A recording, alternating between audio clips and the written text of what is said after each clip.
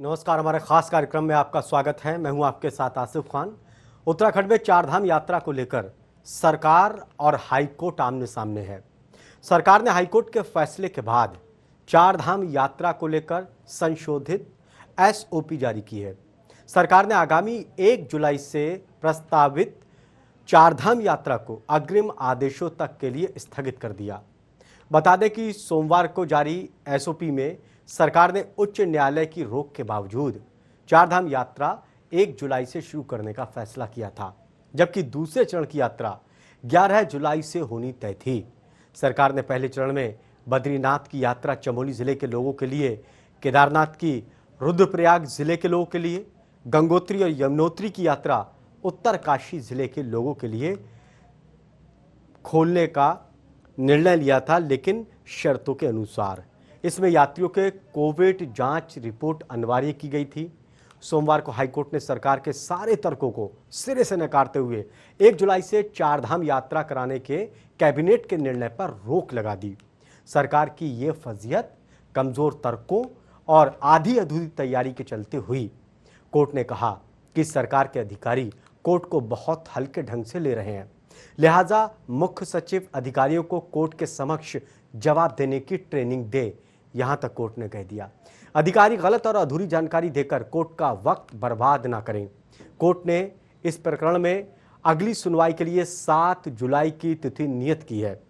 High court ने कहा कि श्रद्धालुओं की भावनाओं का ध्यान है और सरकार चारों धामों की पूजा का लाइव प्रसारण कर जनता को धार्मिकता के साथ जोड़े, ना कि लोगों को वहां पर जाने की अनुमति दे। लोगों की जान आस्था से ऊपर है। जो शपथ पत्र एसओपी के संबंध में राज्य सरकार द्वारा दिया गया था, कोर्ट उससे बिल्कुल संतुष्ट नहीं थी। चारधाम यात्रा में जो 3 जिलों के लोगों को परमिट किया गया है, उसमें भी मेडिकल की व्यवस्थाएं क्या होंगी, इसका स्पष्ट उल्लेख नहीं था। तो कोर्ट ने वर्तमान परिस्थितियां और डेल्टा प्लस वेरिएंट का जो प्रसार हो रहा है, उसको देखते हुए राज्य सरकार का जो कैबिनेट डिसीजन है 25 तारीख का, जिसमें चारधाम को सीमित रूप से परमिट किया गया, उस पर रोक लगा दी। और साथ ही कोर्ट ने यह डायरेक्ट किया है कि लोगों की धार्मिक भावनाओं का भी कोर्ट को ख्याल है, इसलिए गवर्नमेंट को डायरेक्ट किया है कि चारधाम की समस्त पूजा अर्चना की लाइव स्ट्रीमिंग पूरे देश में उसका लाइव टेलीकास्ट किया जाए, ताकि श्रद्धालु घर बैठे उसको देख सकें। सब कुछ पूरी तरह परीक्षण करने के बाद और सारी व्यवस्था देखने के बाद चारों धामों में कुल मिलाकर के 750 यात्री ही चारों धामों में कुल मिलाकर के दर्शन कर सकते थे। इस तरह का संख्या भी सीमित की थी और एक वरिष्ठ अधिकारी को हर धाम में जो देवस्थानम बोर्ड और जो जिला प्रशासन के साथ बैठ के उनके साथ कोऑर्डिनेशन के साथ यात्रा की तैयारियों की मॉनिटरिंग करने का काम की जिम्मेदारी के साथ भेजने का निर्णय लिया था। ऐसी परिस्थिति में माननीय उच्च न्यायालय द्वारा जो निर्णय दिया गया, जो स्टे किया गया, उसके मैंने आपसे कहा कि उसके निर्णय की कॉपी मिलने के बाद, उसके परीक्षण के बाद ही सरकार इसमें आगे का निर्णय लेगी। चारधाम यात्रा व संबंधित पर्यटन व्यवसायियों और श्रद्धालुओं के पक्ष में राज्य सरकार व माननीय हाई कोर्ट पूर्ण रूप से संवेदनशील है, गंभीर है। माननीय हाई कोर्ट के निर्देशों की अनुपालना में कार्यों में और मजबूती प्रदान की जाएगी। मैं यहाँ पे ये बताना चाहती हूँ कि कुंभ आयोजन से चारधाम यात्रा को कंपेयर नहीं कर सकते हैं, चूँकि भौगोलिक परिस्थितियाँ व चुनौतियाँ अलग हैं। अब विपक्ष की बात करें तो विपक्ष आजकल बहुत ही दयनीय स्थिति में है। विपक्ष नेतृत्व, बचा खुचा नेतृत्व कुर्सी के लिए आपस में बुरे तरीके से लड़ रहा है। जनता जनार्दन से इनका कोई वास्ता नहीं। सरकार चारधाम यात्रा को लेकर वैसे ही बिल्कुल गंभीर नहीं है जैसे वो कुंभ के आयोजन को लेकर नहीं थी। और कुंभ का क्या हश्र हुआ, किस तरह से वो भ्रष्टाचार की भेंट चढ़ा, आप सबने वो देखा। अब चारधाम यात्रा को लेकर जब उच्च न्यायालय ने एक बार कह दिया कि 28 जून को आप अपना जवाब दाखिल कीजिए कि आपकी एसओपी क्या रहने वाली है, आपकी तैयारियां क्या क्या है चारधाम यात्रा के लिए, तो सरकार को इंतजार करना चाहिए था। लेकिन हर धर्मिता के चलते आपने 25 जून को ही कैबिनेट बैठक बुलाई, उसमें आपने 1 जुलाई से यात्रा सुचारू रूप से जारी रहेगी ये आपने प्रस्ताव पारित कर दिया।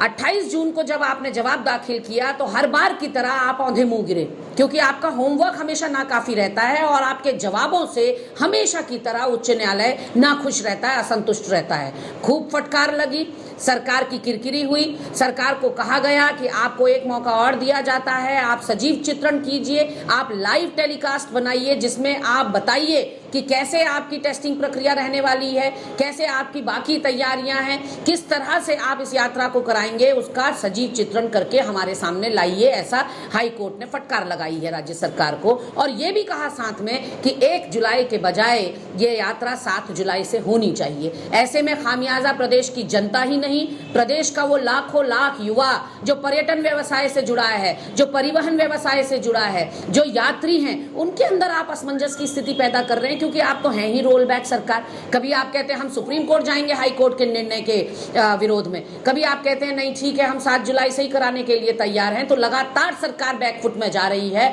और सीएमओ की क्रेडिबिलिटी पे एक बहुत बड़ा सरकार की एक बार फिर से फजियत हुई है। नैनीताल हाईकोर्ट ने कहा कि आप जो तर्क दे रहे हैं वो समझ से परे है। उन्होंने उत्तराखंड के सचिव को फटकार लगाई, कहा कि अधिकारियों को समझा के आइए कि कैसे जवाब दिया जाता है, कम से कम हमारा टाइम तो बर्बाद ना करें। दरअसल चारधाम यात्रा को लेकर अनुमति सरकार ने दी थी, कुछ इलाकों के लोग चारधाम यात्रा को जा सकते हैं, इस पर रोक नैनीताल हाईकोर्ट ने लगा दी। विपक्ष इस पर तर्क दे रहा कि जिस तरह से कुंभ के आयोजन को लेकर सरकार ने लापरवाही बरती और उत्तराखंड समेत पूरे देश में कोरोना के मामले बढ़े, इसी तरह से सरकार फिर करने जा रही है। दुष्यंत मैनाली जी हैं, वकील हैं, नैनीताल हाईकोर्ट के, हमारे साथ फोन लाइन पर जुड़े। मधु भट्ट जी नेता बीजेपी हैं, सीधी हमारे साथ जुड़ी हुई हैं देहरादून से। दोनों का स्वागत है। मधु भट्ट जी, विपक्ष और कोर्ट कह रहा कि जो आपने कुंभ में किया वही चारधाम यात्रा में करने जा रहे हैं। हम आप आस्था को समझते हैं, कोर्ट ने कहा अगर आपको दर्शन कराना है तो लाइव स्ट्रीमिंग आप कराइएगा, जाने की अनुमति मत दीजिएगा, और फटकार भी लगाई है।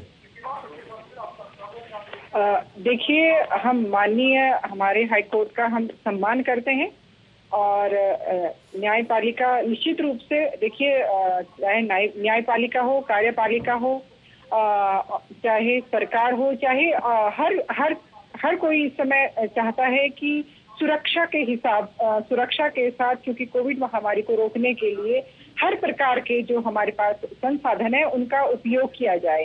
क्योंकि वैक्सीनेशन क्योंकि पूरे भारतवर्ष में पर डे 19 लाख लोगों का लग रहा है और इसमें हमने क्योंकि अगर वैक्सीनेशन पूरा हो जाता है तो उसके बाद भी क्योंकि हमें उसकी कोविड की जो गाइडलाइन है उसका पालन करना है, क्योंकि ये जो वायरस है ये रूप भी बदल रहा है, ऐसा हमारे वैज्ञानिकों का कहना है।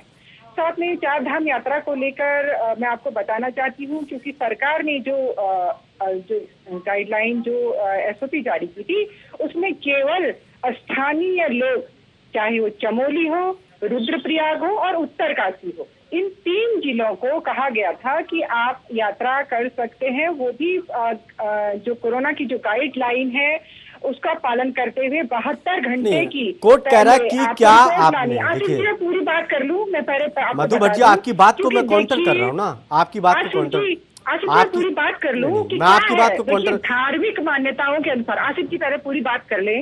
धार्मिक मान्यताएं हैं, रुद्रप्रयाग के लोग भगवान केदारनाथ जी की पूजा करते हैं और उनकी कुछ परंपराएं हैं, उन परंपराओं के अनुसार वो पूजा पद्धति चलती है, वर्षों से चलती है, केवल अभी की बात नहीं है, वर्षों से चली आ रही है। ये जब कोई रास्ता भी नहीं होता था, कब कुछ नहीं होता था, तब भी ये यात्रा चलती थी। दूसरा मैं आपको बताना चाहती हूँ, चमोली जो है बद्रीनाथ जी की पूजा करके आती है, वहाँ के स्थानीय लोगों की मधु भट्ट जी, प्रधानमंत्री नरेंद्र मोदी जी खुद कहते हैं कि आस्था तो है लेकिन पहले जान है फिर जहान है।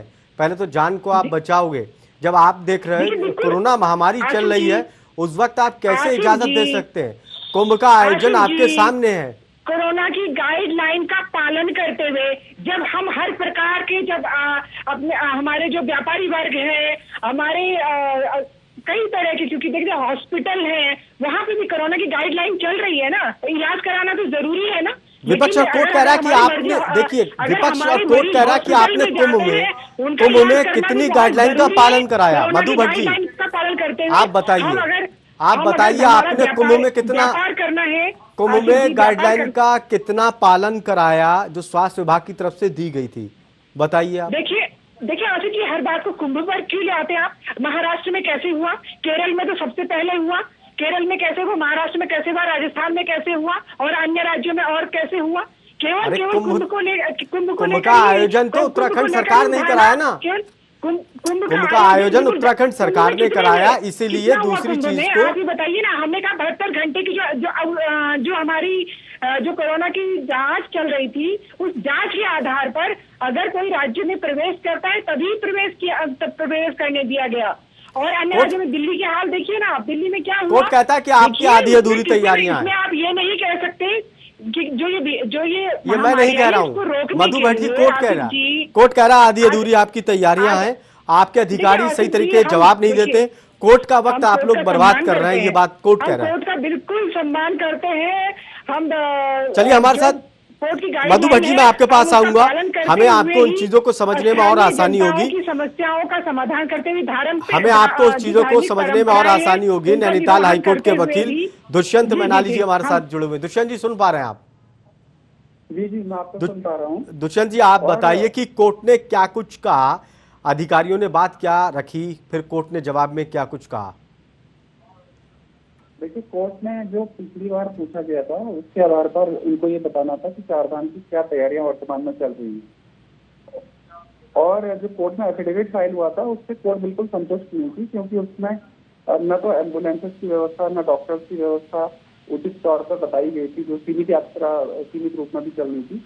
और यहाँ तक कि एक जगह पे ये बताया गया था कि कोविड अस्पताल चारधाम क्षेत्र में 31 जुलाई तक तैयार हो पाएगा। तो ऐसी स्थिति में जो डेल्टा प्लस वेरिएंट का प्रसार हो रहा है, जगह जगह देखने में आ रहा है कि 10 राज्यों में फैल गया है और आने वाले समय में थर्ड वेव की आशंका है।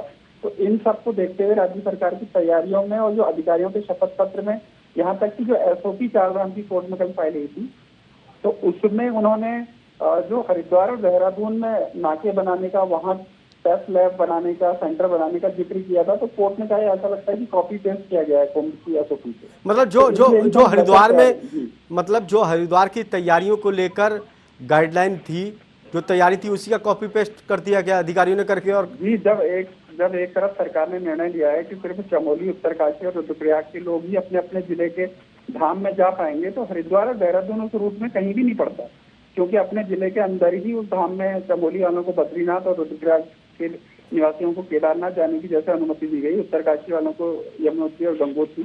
तो उसमें जो SOP बनाई गई थी उसमें हरिद्वार और देहरादून में तैयारियों का जिक्र किया गया था। वहाँ पर चेक पोस्ट, वहाँ पर टेस्ट सेंटर, ये तो बहुत बड़ी लापरवाही लगा। ये तो दुष्यंत कोर्ट ने ये भी टिप्पणी की कि लगता है कि कुंभ का कॉपी पेस्ट है। देखिए आप मधु भट्ट जी, अधिकारियों की लापरवाही देखिए, जो आप लोग जवाब दे रहे हैं, अधिकारियों के इधर क्या दे दिया उन्होंने, कॉपी पेस्ट मार के दे दिया नैनीताल हाईकोर्ट में। देखिए निश्चित रूप से माननीय हाईकोर्ट की जो गाइडलाइन है, जो माननीय हाईकोर्ट ने पूछा है, उसकी बिल्कुल जानकारी हमारे अधिकारियों को देनी चाहिए थी। कहीं कोई कमी रही है, निश्चित रूप से सरकार इसको गंभीरता से संज्ञान में लेगी और जो अधिकारी हैं उनसे ये उनको पूछा जाएगा कि आपने जो पूरी जो माननीय जो हमारे हाईकोर्ट ने जो पूछा था, प्रश्न पूछा था, आपने उसकी तैयारी क्यों नहीं की।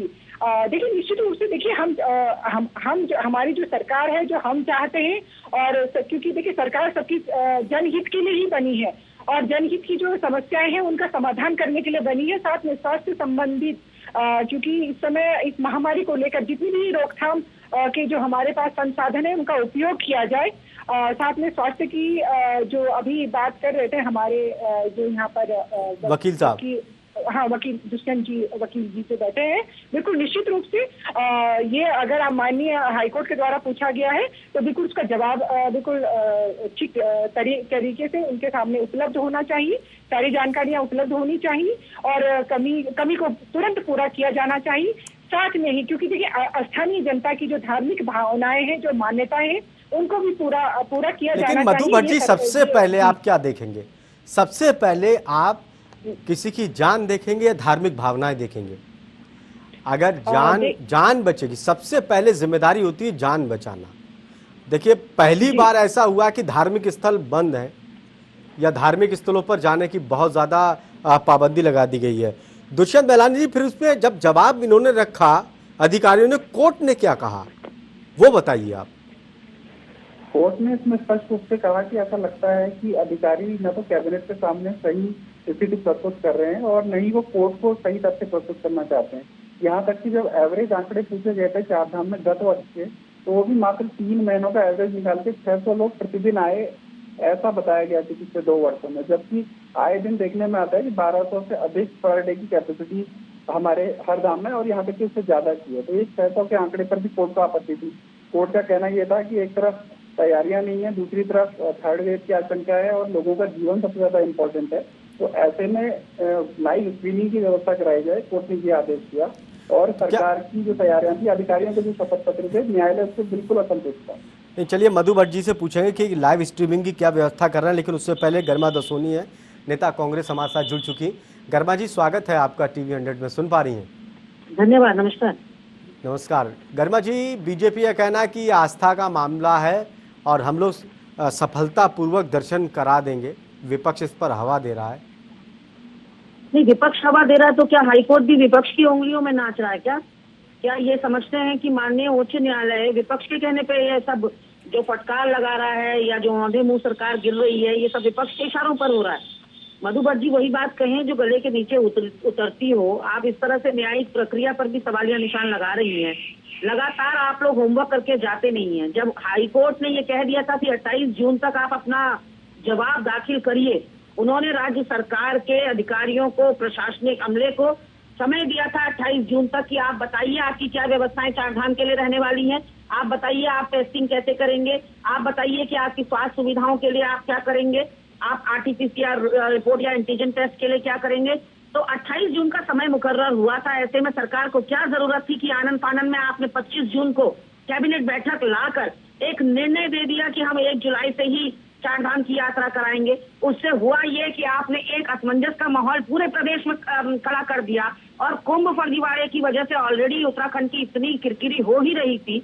उसके अलावा अब जो देश विदेश से यहाँ चारधाम की यात्रा के लिए लोग आने वाले हैं, श्रद्धालु शरणार्थी आने वाले हैं, उनके मन में आपने एक डबल स्टैंडर्ड दिमाग में आ गया उनके कि आप 1 जुलाई कह रहे थे, हाईकोर्ट ने कल 7 जुलाई कह दिया। पर्यटन व्यवसायी है, आपके क्या बोलते परिवहन से जुड़े हुए लोग हैं, लाखों लाख हमारे युवाओं का रोजगार इससे धार्मिक हमारे पर्यटन से जुड़ा हुआ है।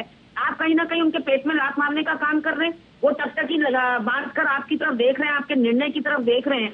और सरकार जो रोजाना इस तरह से बैकफुट पर जा रही है और जो सरकार रोज रोल बैक कर रही है, उसकी वजह से सीएमओ में एक डेंट पहुंच रहा है। आपके शासनादेश का अब कोई अर्थ नहीं रह गया, क्योंकि सबको पता है 2 दिन बाद उसने वापस हो जाना है। तो आपको बार बार बैकफुट पर आने की मधु भट्ट जी जवाब दीजिए, क्या जो आपने जवाब दिया है उससे कोर्ट संतुष्ट नहीं है? आपके जवाब से संतुष्ट नहीं है, आधी अधूरी तो जानकारी दी, तो फिर इससे लड़ने की तैयारी कितनी होगी? देखिए आसिफ जी, बात केवल इतनी है कि जो स्थानीय चमोली के लोग बद्रीनाथ जी की पूजा अर्चना समय समय पर जो परंपरागत जो तरीके हैं वो करते आ रहे हैं सदियों से, और चमोली के लोगों को बद्रीनाथ की अपने आराध्य देव के दर्शन करने की अनुमति दी है, वो भी कोविड गाइडलाइन की पालन करते हुए। साथ में आपको बताना चाहती हूँ, चाहे हमारे रुद्रप्रयाग हो, केवल 3 जिलों को ही अनुमति दी थी, वो भी कोरोना की गाइडलाइन का पालन करते हुए। इसमें ये कतई नहीं कहा गया था कि वो और अन्य राज्यों से कोई आए वो दर्शन करे, या कोई देहरादून में रह रहा है वो चला जाए।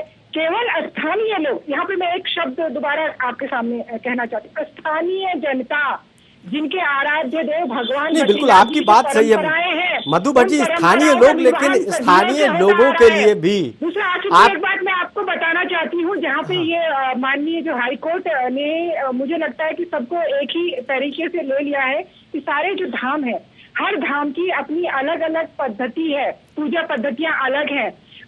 लाइव दर्शन हर मंदिरों के लाइव दर्शन नहीं होते हैं, उनकी कुछ परंपराएं उनके अनुसार।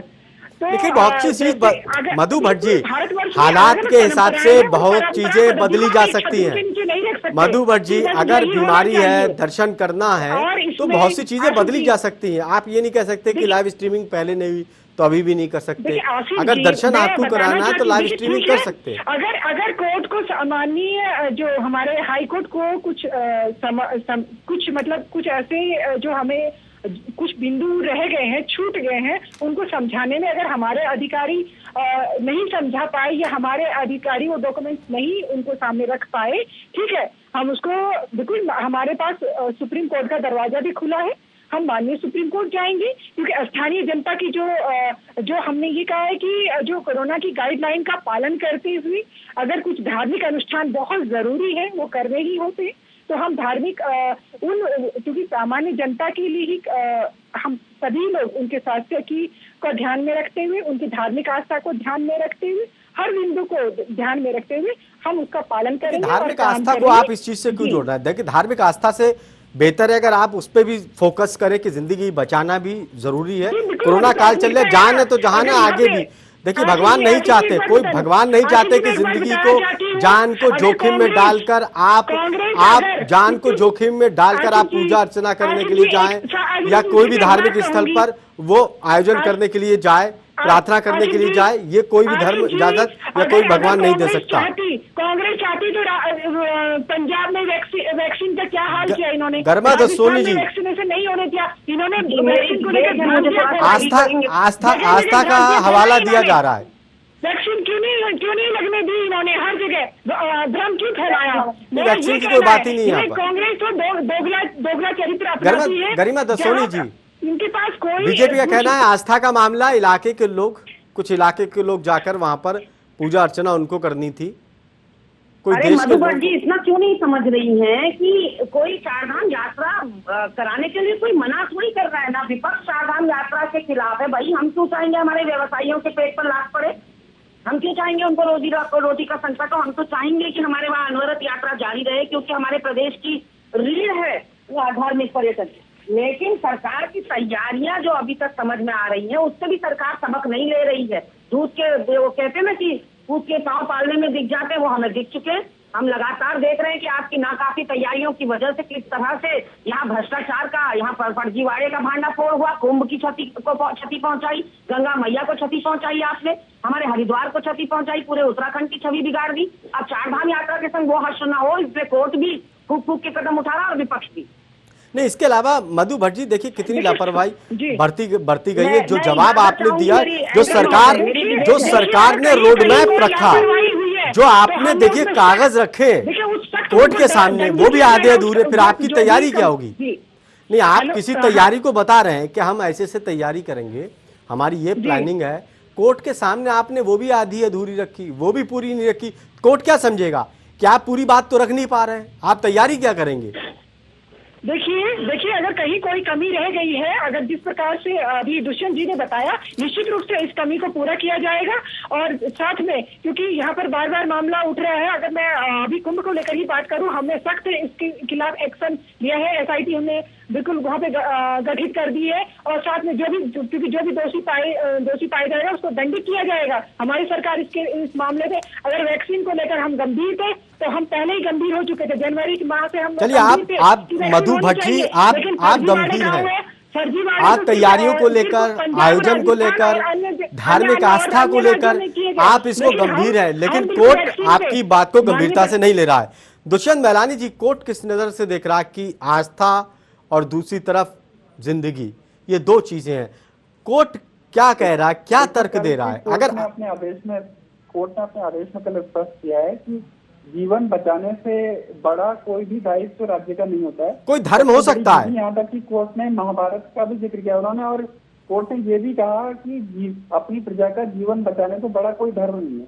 और दूसरी जहाँ तक बात है कि लाइव टेलीकास्ट की, तो राज्य सरकार की ओर से आपत्ति की गई थी कि ये शास्त्र सम्मत नहीं है कि चार धामों से गर्भगृह से प्रसारण किया जाए। चलिए, वक्त की कहा था कि जब शास्त्र लिखे गए थे तो तब इस बात की लिखने वालों को कोई पूर्व से आभास नहीं था कि भविष्य में ऐसी कोई टेक्नोलॉजी आने वाली है। तो इसलिए ये आर्गुमेंट बेकार का है, और अन्य जगहों पर भी हो रही है। अमरनाथ की लाइव आरती रोज प्रसारण नहीं, बिल्कुल कर सकते हो। देखिए हालात के हिसाब से, वक्त, हालात और महामारी के हिसाब से बहुत कुछ निर्णय बदले जा सकते हैं। अगर किसी को दर्शन करना है तो लाइव स्ट्रीमिंग कर सकती है सरकार, यहाँ तक सुविधा दे सकती है। और मधु भट्ट जी, सरकार को समझना चाहिए, आस्था तो ये भी होना चाहिए कि किसी की जिंदगी बचाने से बड़ा कोई धर्म नहीं है, इससे बड़ी कोई पूजा नहीं किसी की जिंदगी आप बचा दें, और इससे बड़ा अधर्म नहीं है किसी की जिंदगी आप खतरे में डाल दें। बहुत बहुत शुक्रिया सभी मेहमानों का। खास कार्यक्रम में इतना ही। ताज़ा तरीन खबरों के लिए देखते रहिए टीवी 100। नमस्कार।